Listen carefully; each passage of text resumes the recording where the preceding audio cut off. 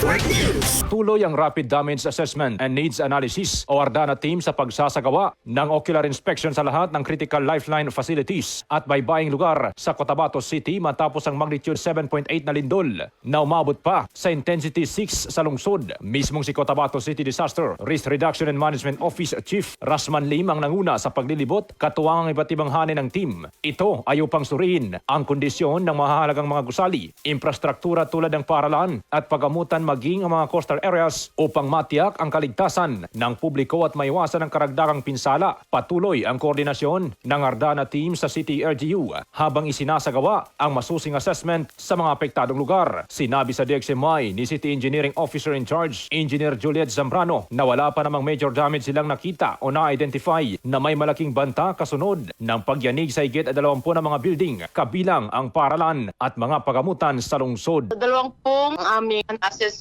So far, ang mga gusaling ito ay wala namang napakita na mga itak-bitak. Hindi naman siya medyo delikado dahil maganda ang paggagawa. Kasama mo sa DXMY 90.9 RMN Cotabato, Radyo Man Julie Mapalaw, Tatak RMN.